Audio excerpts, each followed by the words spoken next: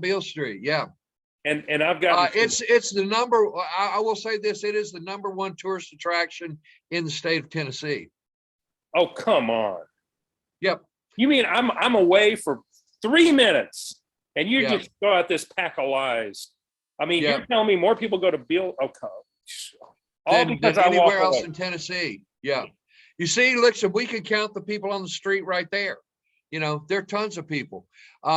This is what Kevin Kane, who runs Memphis Tourism, tells me.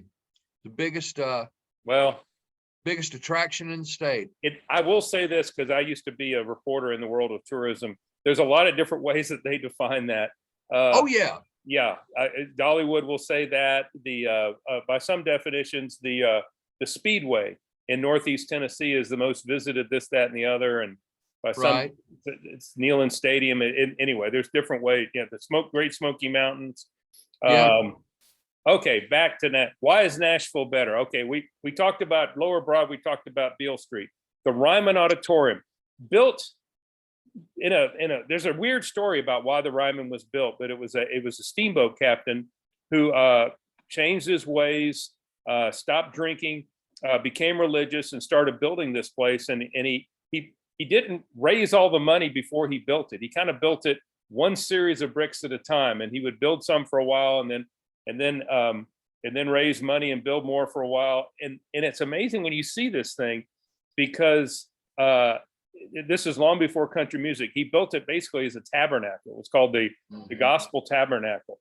And then for about 30 years, it was Nashville's arena. It was the largest place to have meetings in Nashville. It had church pews.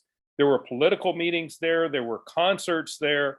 If you go to the Ryman and visit the place, it's a whole long list of the political conventions, and there was a suffrage meeting of significance there, and there were plays there, and then obviously comes the when they started the Grand Ole Opry. They didn't start it here. The Grand Ole Opry was started at the National Life and Insurance Company's headquarters, a building that is unfortunately gone. And they started in like a studio, and eventually people came down and started watching it. And so they moved it, and then they moved it again, and then they moved it again, and it moved like 6 times. And it was a place in East Nashville called the Dixie Tabernacle. There was confusion about exactly which building it was, but it was in a place called the Belcourt Theater for a couple of years. And then it moved to War Memorial, and then it finally moved to the Ryman Auditorium, which is then and only then did it become associated with country music. And the last time I was at the Ryman, I went to see Gordon Lightfoot with my wife, and Gordon Lightfoot said that the last time he had been in the Ryman was when he went on Johnny Cash's television show in like 1969. Isn't that cool? Wow. Wow. That's very cool. So that is our downtown tabernacle. Yeah. That's very cool. I was so happy. I read an article about Johnny Cash, like going to, I guess it was NBC that did his show, his summer replacement show, and he insisted that they do it at the Ryman. And it was so much better that it was there than anywhere else. Yeah. Okay. We have the Mason Temple. Dr. King made so many speeches there. He was at the Mason Temple the night before he was assassinated in Memphis in 68. That was really kind of ground zero for the civil rights movement in Memphis, all during the 50s and 60s. The marches started from there. The rallies were there. And it's right off Crump Boulevard, just south of downtown. And it's a very important place. And the fact that Dr. King was always willing to come to Memphis to help out really says so much. He was a selfless man, and had lots and lots of friends here in Memphis, and he was always there for them. So yeah, the Mason Temple is a very.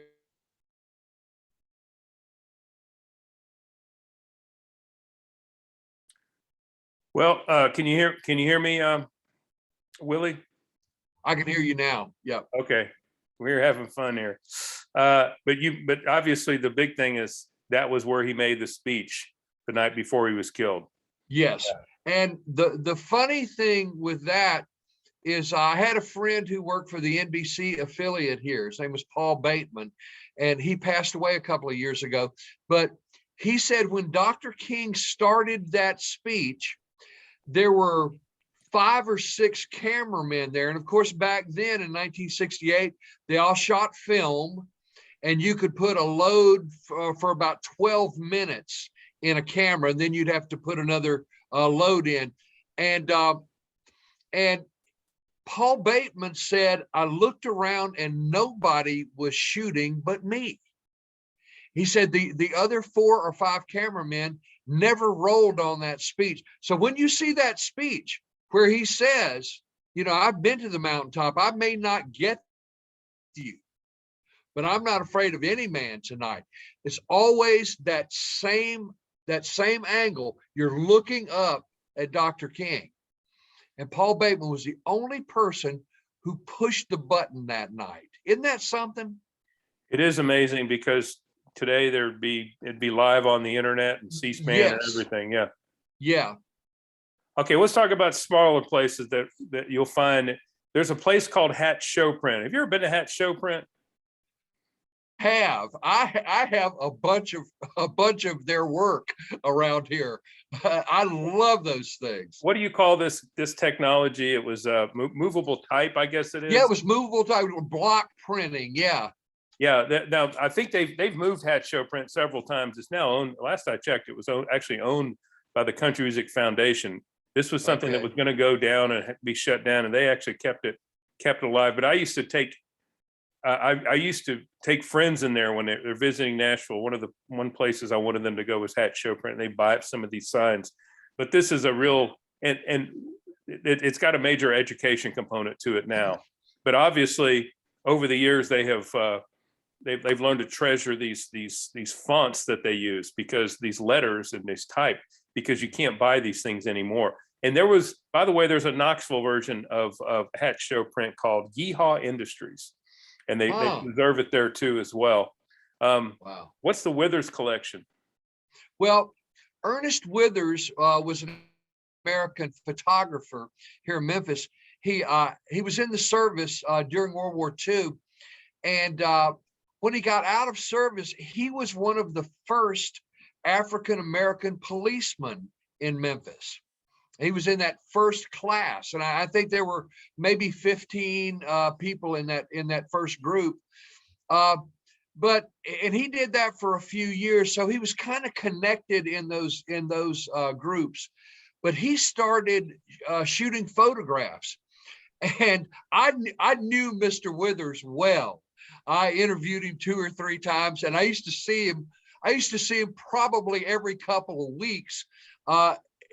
Back then, he got all of his film developing done at Fox Photo on Union Avenue, and I would see him in there all the time.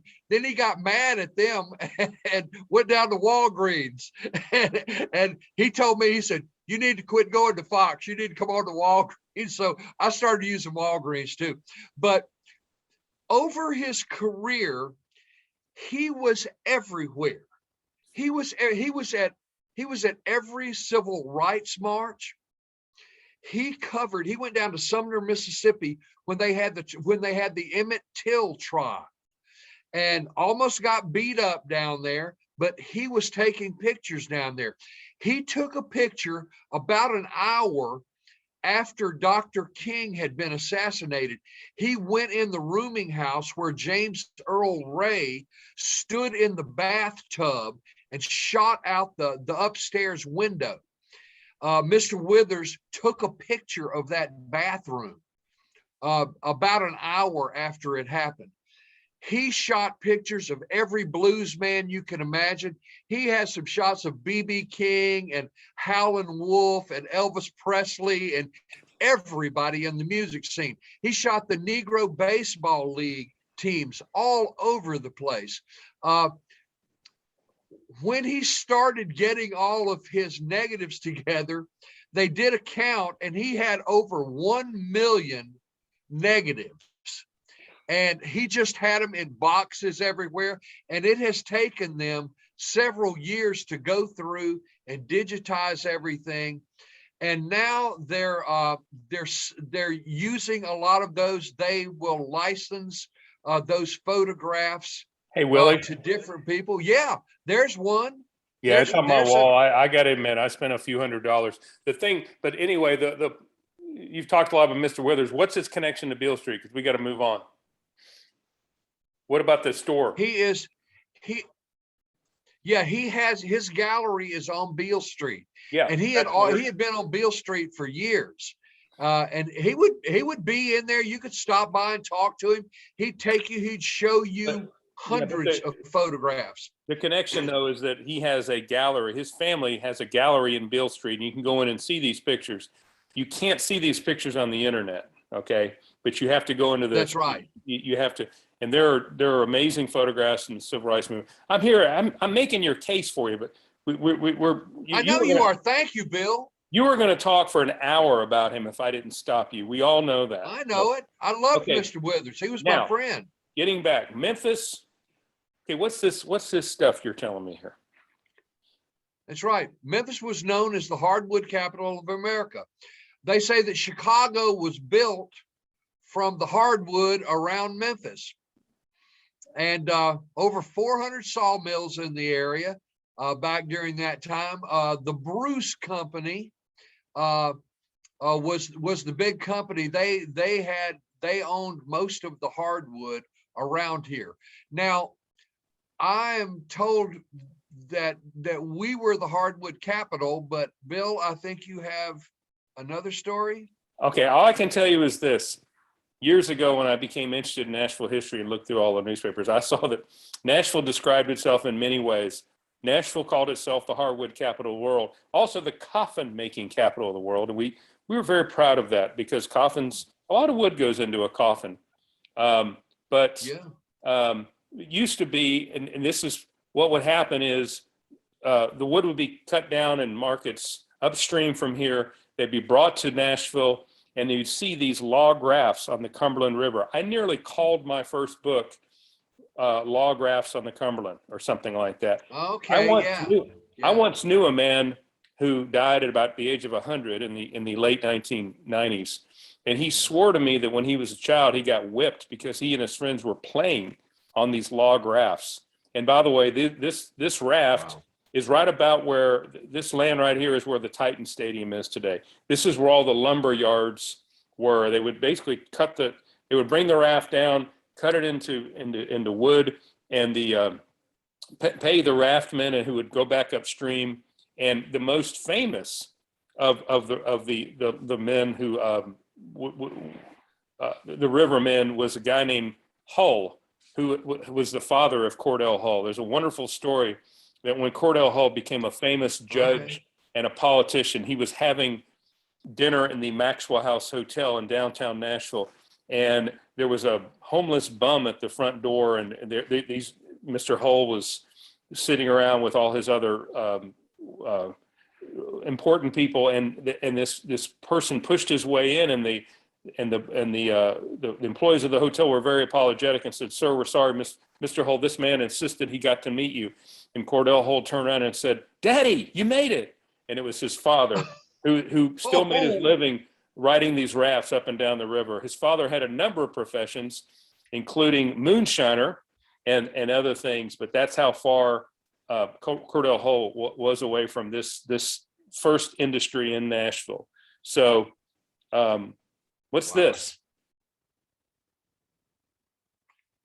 Maybe Nashville was the softwood capital of America.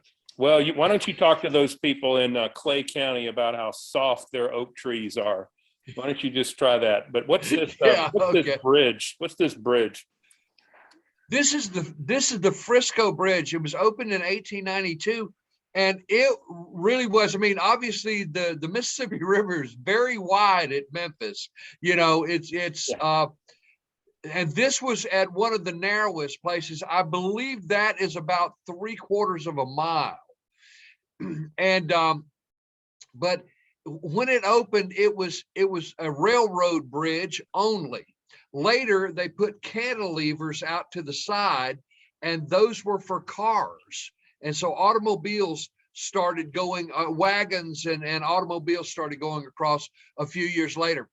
The first day when they dedicated the bridge, they had to look far and wide for people to ride that first locomotive across, because everybody was betting that the bridge was going to fall down. But it didn't fall down. They had a crew. They had enough of a crew to get in that locomotive and to go across and back, and it did not fall down. Later, there were 2 more bridges built there, and now the outside bridge there is a pedestrian walkway. And if you come to Memphis, you can walk across, and they call it the Big River Crossing. It's beautiful. They have it lit with LED lights, and it's gorgeous. And you can walk out there and you can straddle Tennessee and Arkansas right out in the middle of it. And of course, last summer, one of the bridges, I guess it was one of the Interstate 40 bridges, had a problem, thus creating the largest traffic jam in the United States of America in Memphis. I'll give you that. And when I drove my family back from a Western trip we took to New Mexico, we ended up making the whole thing in one day. We crossed that bridge at about 2 o'clock in the morning on a Sunday. Wow. We knew there wouldn't be, of course, you had to come through, was it Poplar Avenue? Yeah. But you know something? Okay, your bridge was big, but guess what? Our bridge across the Cumberland River was like 60 years before your bridge. And it's a small river, but our bridge was far earlier. In fact, Memphis we already had a bridge across our major river before Memphis pretty much even there. And is that a picture of the river? Is that a creek? I'm sorry. Yeah. By the way, go down and look at it now. I got a feeling it's like an ocean. But what's interesting is archaeologists have sort of found with this river where the bridge was. There's some history involved in this bridge. I think there's a lynching associated with this bridge, and there's also part of the Indian removal. Cherokee walked across this bridge, so there's a lot to that. Okay, let's talk about grim history. Yeah. Did you know that the deadliest train accident in U.S. history happened just outside of Nashville, Tennessee? It happened on July 9th, 1918. 2 passenger trains operated by the NC and St. L collided head-on, costing 101 lives and injuring an additional 171 people. Believe it or not, this is the deadliest train accident in U.S. history. And what's weird about it is one of the reasons you don't hear much about it is because there was something else going on in 1918. It was wartime. And so people just kind of, natural disasters or accidents that happen in peacetime are treated totally different than accidents that happen in wartime. And so anyway, the deadliest train accident in U.S. history happened in Nashville. Yeah. I'll see your train accident, and I will raise you the deadliest maritime accident in U.S. history, which happened just north of Memphis, just after the end of the Civil War. The Sultana had left New Orleans, and it was rated to carry about 700 passengers. There were over 2,400 people on the boat. They had to stop in Vicksburg, Mississippi, have the boilers worked on. They came on up. Of course, this was in April when the river is very high. All the snow melt from up, in 2/3 of the continent are coming down that river. So it was really struggling going up the river. This photograph here is one of 2 photographs that were taken in the days before it blew up. This was taken in Helena, Arkansas, where they stopped again to get the boilers worked on again. And all of these people on here were prisoners. They were Union prisoners that had been in places like Andersonville and all of these prisoner of war camps in Alabama and other places. So somebody saw a photographer there taking a picture. Now, these people have been in prison of war camps, some of them for 4 years. And so they all ran over to that side of the boat because they thought maybe their loved ones would see their picture in the newspaper or something and recognize that they were still alive. And they almost capsized the boat when they did that. They chugged on up to Memphis. They took on more coal, worked on the boilers some more. And about 2 a.m., they had just left Memphis an hour or so before, and the boilers blew, and over 1,800 people were burned to death or drowned. And it was overlooked because just a few days earlier, President Lincoln had been assassinated.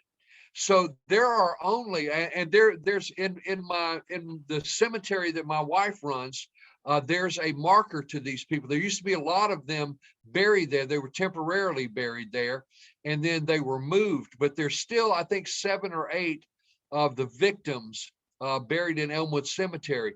But because of the assassination of President Lincoln, it was really not reported. There was a small article in the New York Times on like page 6 about it.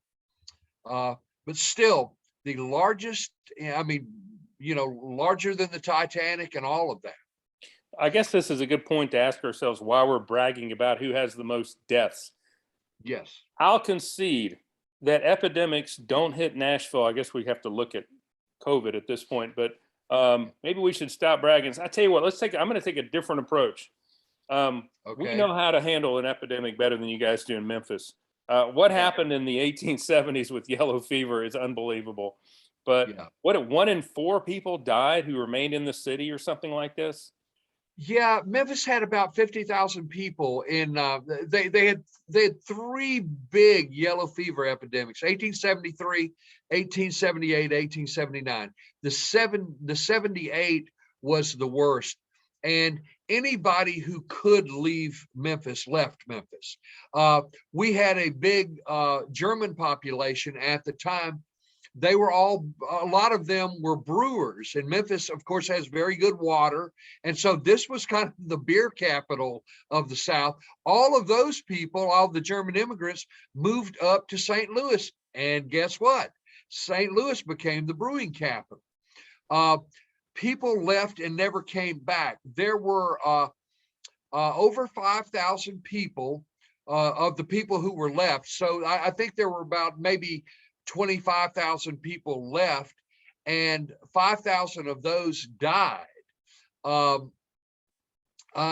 This that you see here, this is a picture from Elmwood Cemetery, and these are the Martyrs of Memphis. They were Episcopalian nuns who were nurses, and they came down here to help out. They ran an orphanage, they ran a hospital, and all 4 of those were killed within about 2 weeks of one another, and they're called the Martyrs of Memphis.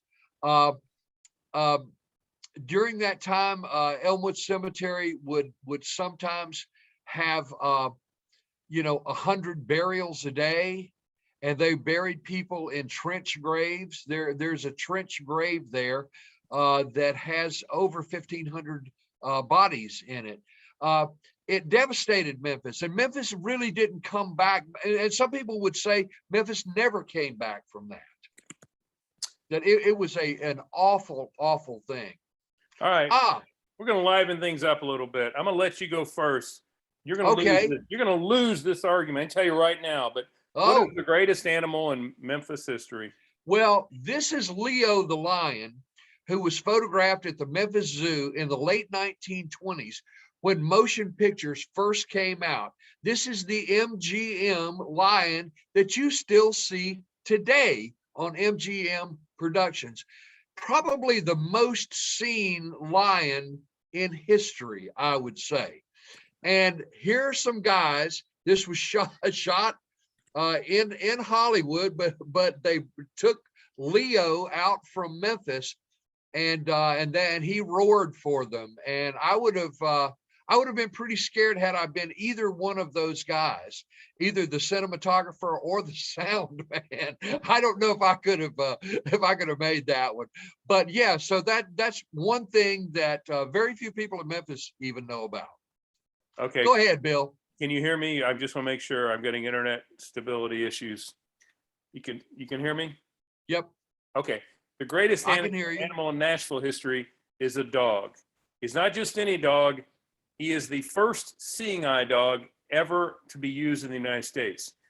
He was trained with a young man named Morris Frank, who had 2 accidents growing up. He was born with sight, and then he had 2 accidents, lost his vision. In those days, blind people would generally walk around with a cane, or they would be led around by a boy that they would hire, but it didn't always work out. And Mr. Frank talks at some length about humiliating experiences that he would have. Well, his parents were fairly wealthy. The house that they grew up in is still standing, but in the 1920s, they read an article about people in Saturday Evening Post, I think it was, about people using dogs to lead people around in Switzerland. And they wrote a letter to the woman who was profiled in the article, got a letter back.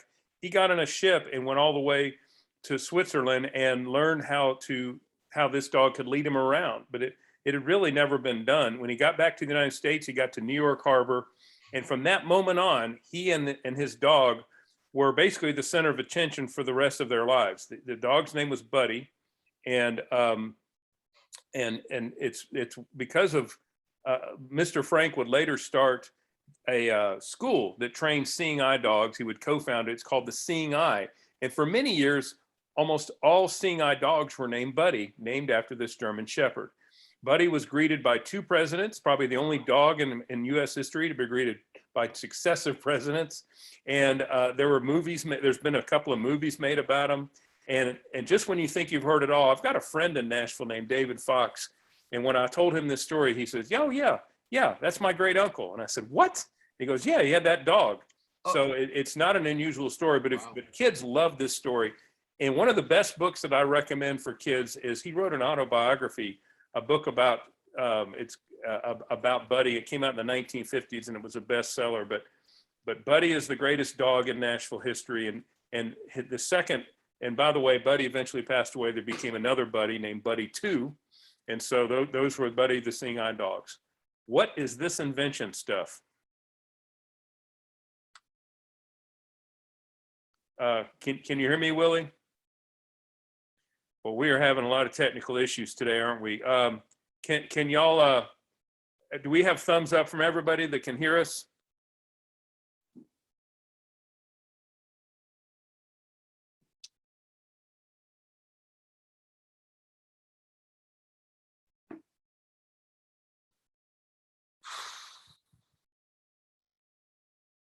Okay.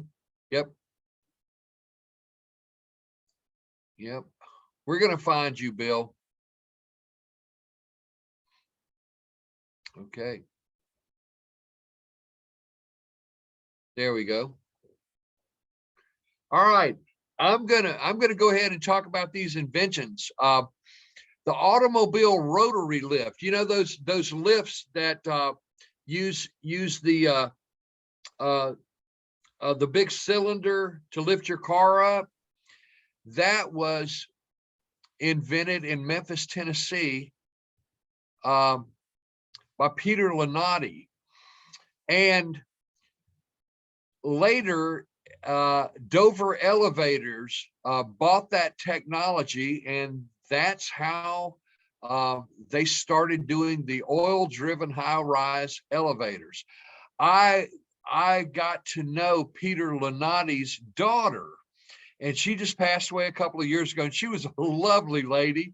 And after he invented the rotary lift, he retired, and he was he had a very strong Christian faith, and he used to he started a church and did a number of things, and he was good friends with President Harry Truman.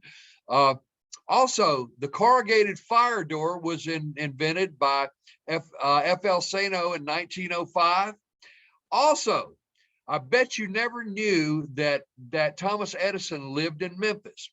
Well, he was here just after the Civil War, and he worked for the Military Telegraph Company and invented the telegraph relay system here and a device to electrocute cockroaches. Wait a minute. He was also did you just say what I think you said? Yes, I did. Okay, you just said that one of the reasons that Memphis is better than Nashville is that a person invented a way to electrocute cockroaches while he was there. Just making sure I'm on. Yes, and I stand by my statement. I wish I had one of those. I mean, we don't have cockroaches in our house, but as Catherine Anderson says, that would be a teeny tiny electric chair. Okay. I love it. Keep going. I love it. Okay. Welcome Wagon, which was really big during the 40s, 50s, 60s, and 70s. It was started in Memphis by Thomas W. Briggs. And what they would do is when somebody would move into town or move into your neighborhood, they would send a basket of things, and from the dry cleaners and from the grocery stores and all this, to make someone feel welcome and to also know where they could get things done. And it was I thought it was a really, really novel idea. And they had a beautiful building in downtown Memphis. Actually, it's still there, and it's called the Welcome Wagon building. Elevators, doors, welcome wagon, whatever. And cockroaches. We don't torture cockroaches unless they hate country music, in which case, and they're stuck at, in which case I guess they are tortured. But Nashville invented cotton candy, a device, an invention that not only makes people happy, especially children, but keeps a lot of dentists paying their mortgages. Okay, cotton candy. I just thought I'd point that out. I guess lately we get credited with inventing hot chicken. And let me mention a couple other things by the way, we've only got about 10 minutes left. Why is Nashville better? Because Nashville had the good sense to get rid of city and county government and make them the same thing, unlike some people. By the way, Davidson County has one school system. How many do y'all have? About 13? I think we have a number of school systems. We have duplicate services of everything. We have city councils, we have county commissioners, and none of it seems to work very well, to be honest. But every time somebody says, why don't we consolidate all these things, then the people who would maybe be out of a job, they always kick and scream. So who knows? We're gonna have to pick up steam. Ida B. Wells. Yeah, Ida B. Wells moved here from Holly Springs, Mississippi, and she was the first person to really speak out about lynchings. And she was pretty much run out of Memphis. Finally, we have an Ida B. Wells statue, and it's on Beale Street. Very happy to say that. Ida B. Wells has gotten a lot of publicity in recent years. My friend Perry Wallace, who passed away about 2 years ago, has not gotten a lot of publicity, really. Perry played at Vanderbilt in the late 1960s. And when Perry played college basketball in the Southeastern Conference, it was funny we don't talk more about this. He was the only Black person in every basketball game. There was no other Black athlete in the Southeastern Conference. And he wasn't treated very well. At least this is what Perry always told me. And it's funny, we forget how important the integration of sports is to the integration of the South. And I don't think Perry is held up there with Rosa Parks and maybe even with Bobby Kane, but I'm not sure he shouldn't be. They finally brought Perry back a few years ago. Vanderbilt acted like he didn't exist. Finally brought him to a basketball game about 15 years ago and honored him and inspired the team well enough to beat somebody badly. And then they just named a small street after him. But he passed away about a year and a half ago. But anyway, so you can take Ida, we'll take Perry Wallace. Yeah. Speaking of sports, I got you here, man. Okay, first of all, this is the Tennessee Titans, the greatest Titan of all, Travis and Derrick Henry. Derrick Henry, excuse me, not Travis Henry. That's another famous Tennessee running back. This is a Buffalo Bills cornerback who is not jumping out of Derrick Henry's way. In fact, he was just the recipient of a stiff arm, and he should have just jumped out of Derrick Henry's way. This was a Predators game. I actually took this picture. I was at the Predators. This is a few years ago, and they nearly won the Stanley Cup. That is the loudest sporting event I have ever been to, period. And I've been to a lot of loud sporting events. And don't forget Vanderbilt baseball. 2 national championships, nearly 3 in the last 7 years in a sport. And I realize that people don't follow college baseball, but if you're going to have a college baseball team, you might as well have the best in the country. And seriously, a pro basketball team? Yeah. We got the Memphis Grizzlies, and the Memphis Grizzlies are about the hottest thing in the NBA now. A friend of mine told me he went to the game the other night, and he said it was positively electric. We have this new young guy playing for the Grizzlies. His name is Ja Morant, and he's an all-star now and all that. So yeah, it's a big deal. Yeah, we finally, the Memphis Grizzlies are finally good. Well, I haven't followed them as well since they let Gasol go finally after all those years. Okay, this is a busy slide, and we're getting near the end here, but I want to talk a couple of things about Nashville history. First of all, the telegraph came to Nashville before it came to Memphis. So did a lot of other things. The first big phone company in the Southeast was called the Cumberland Telephone and Telegraph Company, and it was owned and based in Nashville by Mr. James E. Caldwell. I've talked about the National Life and Accident Insurance Company was accidentally created country music. The company known as the General Shoe Company, which is now Genesco, at one time was the largest apparel company in the world and had 70,000 employees by the mid-1960s. When the movie Breakfast at Tiffany's came out, Genesco owned Tiffany's.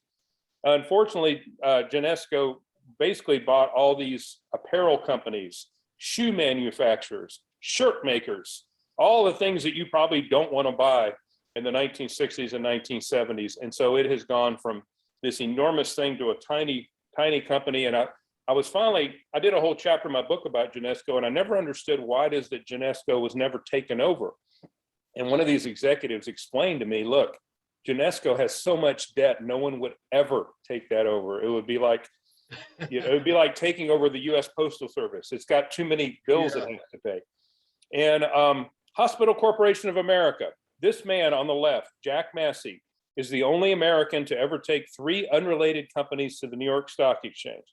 The first was Kentucky Fried Chicken, which he bought from this other guy who had turned it into a small company, and Jack Massey bought it from him at a hotel meeting in Utah one day, turned Kentucky Fried Chicken into this enormous thing. Kentucky Fried was a very small company before that time, and basically KFC kind of invented the fast food. They kind of invented like the drive-through window and all that happened when it was based in Nashville. Well, Mr. Massey finally sold it and started another company called Hospital Corporation of America. And no one took it seriously at first because Mr. Massey was known for fried chicken.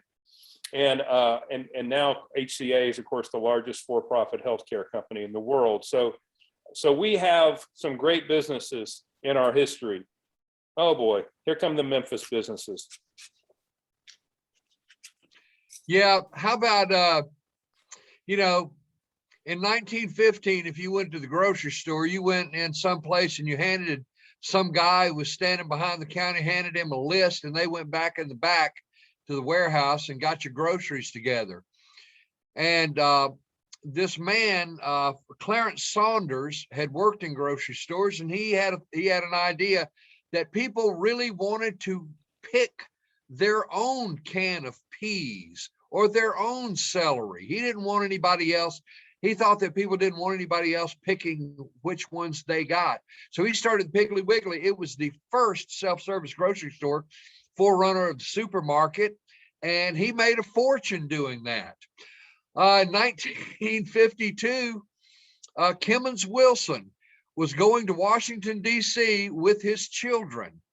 And he said he didn't know where to stop at night at a motel. All these were little roadside motels, and some of them were good, some of them were bad. So he developed a motel chain called Holiday Inn, which is now owned by the Hilton Corporation, and it revolutionized the hotel business. 1962, the Miracle of Memphis. Danny Thomas, who had kind of been a down on his luck entertainer, said his prayers and made a proclamation that if he were to ever be successful, he would start a hospital for children, and he did. It's called St. Jude's. It's been open since 1962. Nobody has ever paid a penny to be treated there. They have done so much research in childhood cancer.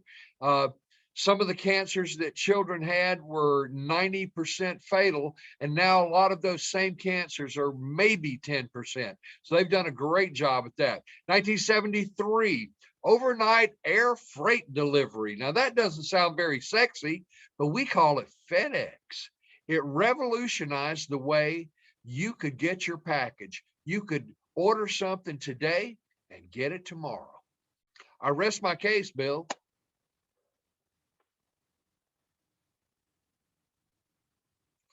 I can't, you're muted, Bill.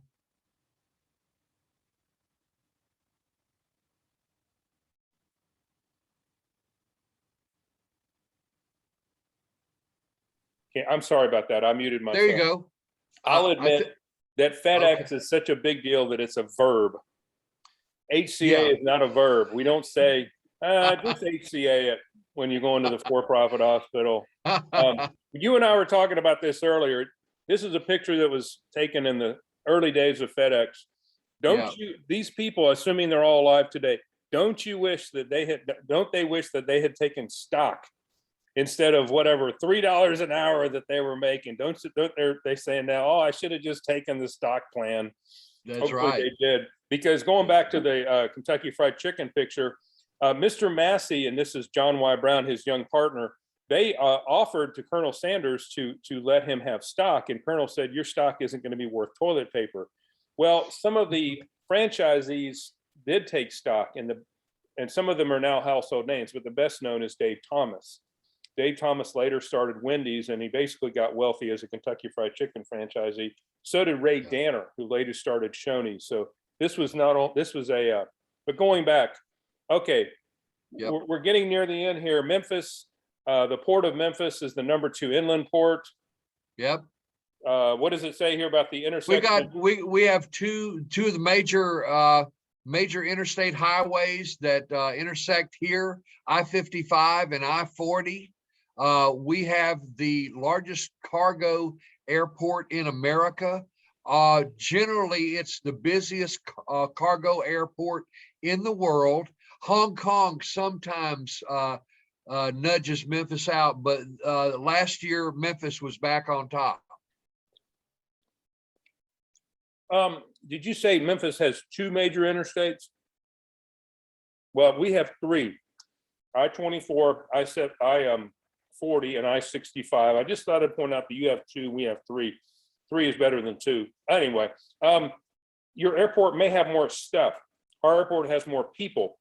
It is the busiest in the state with 520 daily flights and 14 million passengers each year. I also, okay. I can't hear you, Bill. Okay, can you hear me now?